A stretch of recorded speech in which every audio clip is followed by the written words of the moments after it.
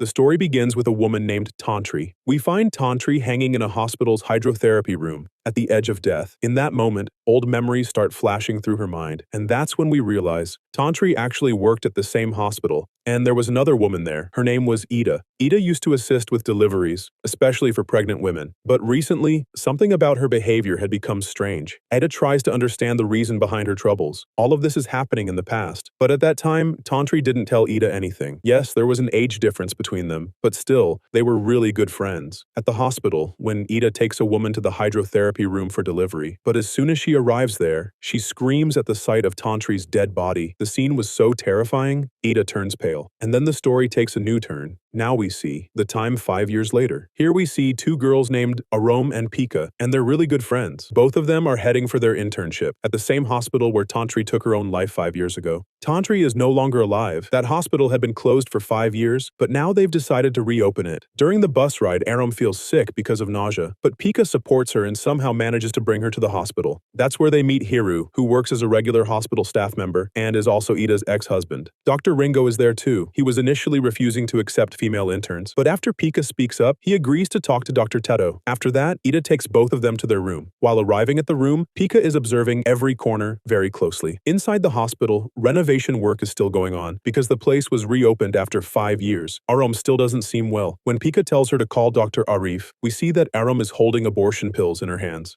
The same pills she had taken were now the reason her condition kept getting worse, and now she even calls someone to tell them about it. Later that night, she sneaks out to go somewhere, but Ida is still cleaning the bathroom. Because of that, Aram goes into the same hydrotherapy room where Tantri had ended her life. That place still looked exactly the same, just like it was 5 years ago. There, we see some demonic hands appear behind Aram, but they suddenly vanish. Maybe those hands had sensed there was a baby inside her, and that she had taken abortion pills. Anyway, the pills had already done their job, and when the abortion waste is expelled, Aram sees the hydrotherapy bath taps turn on by themselves, as if some unknown force was signaling to her that she wasn't alone there. But before she can face that unknown force, Ida walks in. She tells her that this room had been sealed off, and hearing that, Aram quietly leaves. The next day, when Aram and Pika talk to Dr. Tato, the doctor grants them permission for the internship, but he had already warned them that there are a lot of rumors about the hospital being haunted, so they're free to leave whenever they want. There are no restrictions for that. Dr. Tato seems like a genuinely kind person. Then Io shows up. She is actually Dr. Tato's ex-wife and was also a psychiatrist. She gives Aram a strange look, says something to Tato, and quietly walks away. And that moment was quite important. After she leaves, Jakey arrives. He tells Aram and Pika that Io has her own separate clinic, but she still visits the hospital from time to time. Slowly, people started to find out that Lembayung Hospital had been reopened, and because of that, people began coming in. But even now, they were still curious about the Tantri case that happened 5 years ago. Pika was also overhearing all this, and it felt a bit strange to her, but she stayed focused on her work without giving it much thought. Aram was still very quiet, and her boyfriend Dimas had come to meet her. She was going to be the mother of his child. In fact, what Aram had done back then, she did it because Dimas told her to. Aram had gotten intimate with Dimas, became pregnant, but later, her boyfriend refused to take responsibility. So, even though she didn't want to, Aram had to go through with an abortion. Dimas takes all of this lightly, and he tries to get physically close to Aram again. But now Aram realizes Dimas isn't right for her, so she ends the relationship and tells him to leave. That's when we see Tato telling Momen and Haru to fix up the hydrotherapy room, because the empty area near that room was supposed to be closed off with a wall, which meant the other rooms could possibly be reopened. Later that night, we see Haru entering Aram's room to give her a blanket and bedsheet, but he's looking at Aram with bad intentions. In the next scene, we see Aram crying as she walks to the bathroom, and seeing that, it's clear that Haru must have done something wrong to her. After a while, Aram composes herself and walks into the patient room. There, Tato tells her to check on the last patient, and he heads back to the administration room. Pika also comes in around that time just to talk normally, but when she sees a patient entering the room, she decides not to disturb Aram, so she walks away. Now the patient who came in was no one else, but shockingly, it was Tantri, and we know it was definitely her spirit, and she was smiling in a very eerie way. As Aram steps forward to examine her, Tantri starts touching her in a strange way, as if she already knew everything about Aram's abortion. The very next moment, the lights go out, almost like Tantri got angry, and when Aram turns on her phone's flashlight to look, Tantri is no longer there. Seeing this, Aram becomes instantly terrified. She tries to leave the room, but the door had locked itself. Tantri then tells her to stay with her, but Aram is completely frightened. When the lights finally come back, Aram doesn't see anyone inside the room, but when she looks in the mirror, she sees Tantri sitting right on her shoulder. Seeing that, Aram gets so terrified that she collapses to the floor. But by then, Tato arrives, and it's like everything suddenly looks normal again. Meanwhile, we see Momin trying to break the hydrotherapy bathtub, where Tantri's body had been found. But just then, Heru shows up. At first, Momin is startled to see him, but the moment he tries to break the tub, instead, he gets hurt himself, which makes him feel like maybe they shouldn't be working there, because some kind of negative energy still exists in that place. But Heru, he was a very strange man. He didn't believe in these things at all. He tries to convince Momin, but Momin ignores him and walks away. That's when Heru gets a call. Someone needed an ambulance, and the location was far away, so Heru quickly leaves with the ambulance. While driving, he's talking on the phone about Aram and Pika, and from what he says, it becomes clear just how characterless he really is. As he drives, shockingly, Heru starts seeing Tantri on the road again and again, maybe because the hospital had reopened. Tantri's spirit had been released. Anyway, because of this, the ambulance loses control badly, he crashes, and dies at the scene. The next day, when Heru's body is brought to the hospital, everyone is completely shocked. The biggest shock hits Aram. She goes to the side and starts crying. That's when Pika comes to her, and we learn that last night when Heru came into her room, he touched Aram, and he wanted to go even further. But Aram, scared and crying, ran to the washroom. And this was the same scene we had already seen before. All she was wishing for in that moment was that a disgusting man like Heru would die, and that very night, he had an accident and didn't survive. Pika tells her none of this was her fault, and now Pika was going to let Aram stay in her own room. In the next scene, we see Momin, who was really shaken after Heru's death. Ida was definitely sad, but she knew exactly how Heru used to behave. That's why she comes to Momin and motivates him to get back to work. And Momin heads straight to the hospital construction area. He's working there alone, when suddenly the room's lights go out. Then he starts hearing the sound of slippers, wooden slippers, and he remembers only Tantri used to wear wooden slippers in the whole hospital. Right after that, Tantri's spirit began to haunt Momin. Terrified, Momin runs off and ends up near a river. There's only a broken tree there, stretching across both banks like a bridge. In a hurry, Momin tries to cross that tree, but suddenly he falls into the river. He somehow manages to crawl out, gets back to the riverbank, and makes it home by morning. Then he starts crying uncontrollably. Now in a flashback, we see Momin and Heru hanging Tantri's body. Yes, really. And Momin tells himself that he only did it for money. That's when we realize Heru and Momin were involved in Tantri's death. Tantri already got her revenge on Heru, but Momin was still left, and now Momin is drowning in deep regret. With the weight of his guilt, he wants to tell the truth to Ida, so he goes to find her and sees Ida near the construction site. But as soon as Ida hears Momin's voice, she immediately goes into the room. But when Momin gets there, he realizes there was actually no one inside. He had already fallen into Tantri's trap. Suddenly, Tantri's spirit attacks him and drops a heavy floor polishing machine right onto his back. His entire back gets scraped open, and so much blood flows that he dies right there. At that moment, Aram walks into the room crying for some reason. Pika sees her and immediately hugs her, trying to comfort her. But now Aram wants to quit the internship, but Pika convinces her and reminds her that both their families are waiting for their success, and now they must succeed as soon as possible, even if they have to stay in this haunted hospital. Now at night, when Pika wakes up, she sees that Aram is extremely scared. Aram tells her that the patient who came to her that day, Tantri, she wasn't human, and just now she saw her crawling under the bed, and the next moment, she even licked Aram's body. The two are still talking about it when a man arrives and informs them about Momin's death. Hearing this, they are both completely shocked. A deep silence falls. When they go to see Momin's body, Pika spots Ringo nearby. He looks like he's deep in thought and then walks up to Ida to say something. But Ringo's reaction feels very strange to Pika. She secretly tries to overhear Ringo and Ida's conversation, but Ringo realizes that Pika is there and walks away without saying anything. Then when Pika goes to Ida, she sees that Ida looks really sad, and there's something hidden deep in her eyes. Just one day ago, Heru had died, and now his close friend Momin was also gone inside the same hospital. That's why Pika tries to comfort Ida. At the same time, she also wonders why the hospital's real owner, Mr. Bigas, hasn't taken any responsibility for these deaths. Despite such major incidents, no one has ever seen him. All the burden is on Dr. Teto's shoulders. Even Ida doesn't say anything. In the next scene, Pika searches for Mr. Begas online, but she doesn't find anything meaningful. It's like Mr. Begas has disappeared into thin air. When she returns home, she sees Dimas riding away on a bike. At that moment, Aram is sitting outside the house looking worried. Dimas comes over to talk to her, but Aram tells him about what happened to her at the clinic a few days ago. Hearing this, Dimas calls her a pravas kios, which means someone who gets involved with many people. That statement makes Aram feel even worse. In the very next next scene, when Dimas is on a deserted road, he sees Tantri standing by the roadside. Seeing her, Dimas becomes instantly mesmerized. The word he used for Aram now fits him even more. He approaches Tantri pretending to offer her a ride home, and that's exactly what Tantri's spirit wanted. So she gestures toward a narrow forest path. Dimas puts her on his bike and takes her down that road. But as soon as they take that path, his bike falls off a very steep cliff. At the same time, Pika is asking Aram who exactly forced her at the hospital. That's when Pika gets a call from Dimas's mother. The conversation sounds really strange. When Dimas's mother sees Pika, she hugs her and starts crying. From their conversation, we learn that when Dimas told her he was going to meet a friend at Lembayung hospital, she assumed he was going to see Pika. Pika doesn't respond to this, but watching all of this shakes Aram deeply inside. After Dimas's mother leaves, Aram starts to realize that maybe Dimas and Pika were both betraying her. Pika had been in a relationship with Dimas, and she had also slept with him. That's why Aram breaks down completely and walks away alone. Pika, disturbed, returns to the room. Her heart was also restless. When Aram returns, she's drenched from the rain, but she doesn't say anything to Pika. She just packs her things and gets ready to leave. Then, Pika tells her that yes, she did have a relationship with Dimas once, but she had broken up with him because she refused to be physically involved with him. And all of this was a long time ago. At that time, Pika hadn't even started wearing the hijab. Hearing all this, Aram suddenly becomes possessed, and she says, "You can't hide your sin." Seeing this, Pika turns pale, but at that moment, Aram faints. Because of such a severe mental breakdown, Aram's condition had become very serious. She had to be admitted to the hospital immediately. Her mother was extremely worried after seeing her state. Pika wanted to understand what was really happening in the hospital, so she directly asked Dr. Teta why all this was going on, and why Mr. Begas, the supposed owner of the hospital, never came to visit. Hearing this, Dr. Tito gave a slight smile, and then a surprising secret came out from his words. Dr. Tito himself was actually the real owner of the hospital. Begas was actually the name of his driver, who had retired a long time ago. Teto had intentionally used Begas's photo when reopening the hospital because he wanted the staff to see him not as a boss, but as a friend. And this idea was actually working. That's why the real owner always stayed among them, and that's why no one ever saw Begas. On this day, Ida is finally leaving the hospital and going back to her hometown. First, she lost Tantri, then Haru, and now Momin as well. Because of that, she no longer had the strength to keep working in that place.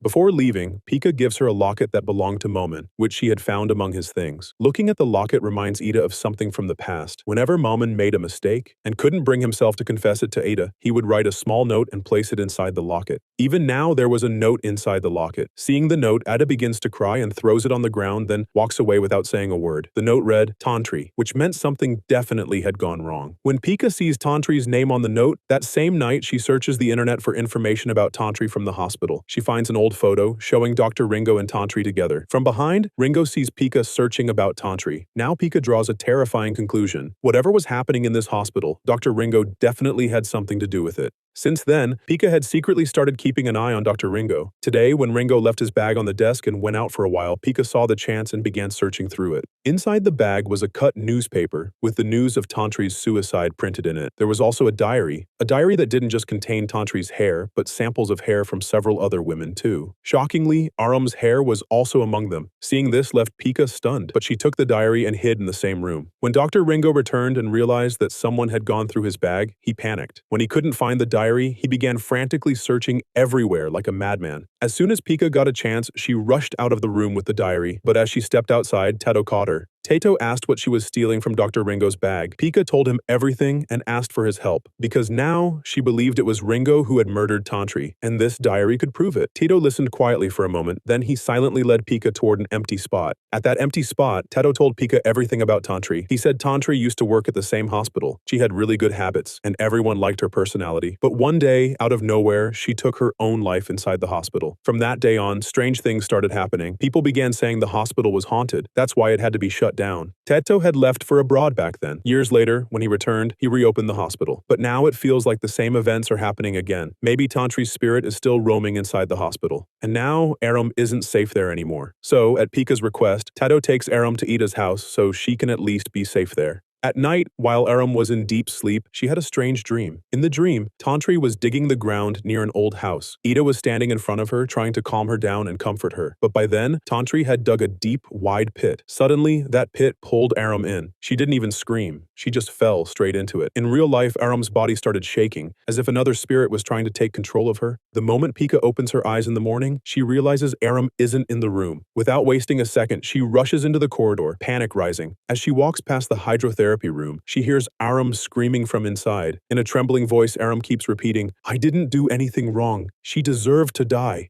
Pika quickly calls Dr. Teto. She explains that the hydrotherapy room has been sealed off and the ceiling has a hole in it. Using a nearby series of crates, she climbs in. Inside the room, Aram sits in the bathtub, completely possessed. She keeps saying the same words over and over. Teto arrives and tries to enter the room but fails. Pika shouts Aram's name, and Aram silently lies down in the bloody water. As Pika gets close, Aram suddenly grabs her hand and says, look at this." And just like that, everything changes. Pika finds herself back in time, 5 years ago, when Tantri was still alive. And now, this is where the real secrets of the story begin to unfold. Pika sees everything with her own eyes, the truth no one ever knew. From the beginning, Dr. Tito had bad intentions toward Tantri. The face he showed to everyone, the kind, innocent doctor, was just a fake mask. Pika sees that one night, Tito spiked Tantri's drink. As soon as she passed out, Tito assaulted her. Then he threatened Tantria. "If you tell anyone, I won't let you live." That's why Tantri always looked sad and disturbed. She tried many times to tell Ida the truth, but never found the courage. When Taito suspected that Tantri had tried to talk to Ida, he finished her off. In the hydrotherapy room's bathtub, he held her head underwater until she stopped breathing. Later, with Haru and Momin's help, her body was hanged, made to look like suicide. Everyone thought Tantri had ended her own life, but the truth is, when she was hanged, she was still alive. Her actual death was caused by suffocation. So now we also learn something else. When Tantri was hanged, she was still breathing, and it was only when she realized she was hanging that she actually died. When Ida saw Tantri hanging, she couldn't understand what had really happened. Since then, everyone believed Tantri had taken her own life. And now, we also understand why Tantri's spirit killed Haru and Momin. Both of them were involved in her death. Back in the present, Aram was still holding Pika underwater while possessed. But somehow, Teto arrives just in time. He immediately strikes Aram hard and knocks her unconscious. Pika acts completely normal in front of him. Then she gently helps Aram and tries to get her out of there. That's when Aram quietly tells Pika a secret. The person who assaulted her wasn't anyone else. It was Tito. He's the one who always finds a new victim, and he gave Aram the same old threat. If you tell anyone, you won't stay alive. Pika finally understands everything, but right now, she has only one mission: to get Aram out of that place and save her. But by then, Teto had figured everything out. He knew that Aram had told Pika the real truth, so without wasting any time, Teto attacked Aram. Then he stabbed Pika's hand too, and he was about to do the same awful thing to her that he had done before. But just then, Dr. Ringo showed up from behind. He somehow wrapped a wire around Teto's neck and strangled him until he passed out. Pika, crying, apologized to Ringo. And now, this is where we finally learn the real truth. Tantri was actually Ringo's fiancée. They were truly in love with each other. And when Tantri died, she was pregnant at the time. That was the most shocking part. This is why we now understand why Tantri's spirit only focused on Aram, because Tantri had sensed that Aram was also pregnant. But later, when she found out that Aram had an abortion, Tantri's spirit was deeply hurt. Dr. Ringo started to suspect that the baby Tantri was carrying wasn't his, but Teto's. That's why he asked the police to investigate, but Tito bribed them so heavily, the truth was buried long ago. Everything started to make sense to Ringo. And now, everyone probably understood one thing: why Dr. Ringo kept strands of different girls' hair in his diary. They were actually samples. He believed they could prove which girl had been assaulted and by whom. He thought hair always carries some evidence. Something that could show Tito was the one who did terrible things to them. And we also realize now that Tito was very rich and had deep connections in the police. That's why he managed to bury all the secrets. It was clear that Dr. Ringo was just an ordinary man. That's why, afraid of disgrace, he couldn't do much, and he wrongly blamed Tantri. But now, he wanted to set her free. And maybe the only way to do that was to completely destroy the hydrotherapy room, because Tantri's soul was still tied to that place. And maybe the fall of that room would finally bring her peace.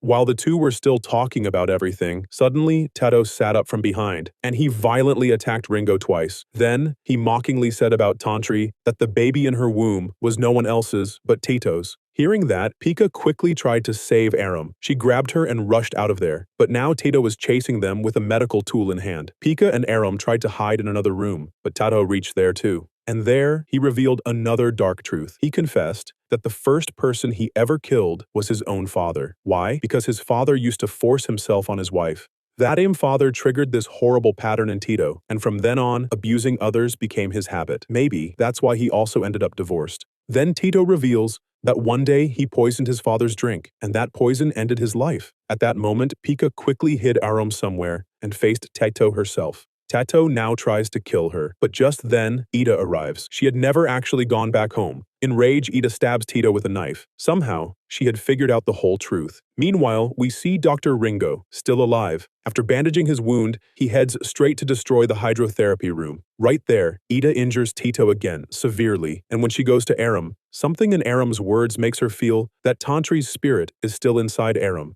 Ida gets emotional seeing her, because she truly missed Tantri. But then, Teto returns from behind and strikes Ida's throat. She dies instantly, and now, Teto was about to kill Pika too. But by then, Aram was fully taken over by Tantri's spirit. In a furious rage, Tantri attacked Tito. She stabbed him first, then she gouged out one of his eyes. A scene so intense, it gave everyone chills. Tantri was just about to kill him when Pika stepped in. She didn't want Tantri to stain her hands with more blood. She promised she'd make sure Teto ended up in prison and pleaded with Tantri to finally move on to the afterlife. Tantri accepted. Aram had returned completely to normal. The next day, official reports were filed, and after proper treatment, Tito was sent to jail. Both Aram and Pika were finally at peace. A few days later, we see Ayu, Teto's ex-wife, who suddenly visits him. Here we're shown a flashback, the moment when Ayu first saw Aram. Right then, she sensed Tantri's spirit behind her, and she had even warned Teto about it. And this scene, we've seen it before, but back then, Teto didn't take the warning seriously. This time, though, we notice something new. Ayu was also kind of a psycho. Basically, both Teto and Ayu were two sides of the same coin. Ayu always said she'd never leave Teto's side. Now that Teto was locked up in jail, the moment he stepped up to the bars, Ayu whispered something quietly. The whites of her eyes turned completely black. It's possible Tantri had possessed her too, just to finish what she started. Because Tantri didn't just want Teto to be punished, she wanted to destroy him with her own hands. And maybe now, through Ayu, she would finally do it. That's where the film comes to an end. And this was our first tale in the series. If you want to see more stories like this, don't forget to like and subscribe. We'll meet again in another spooky story. Take care.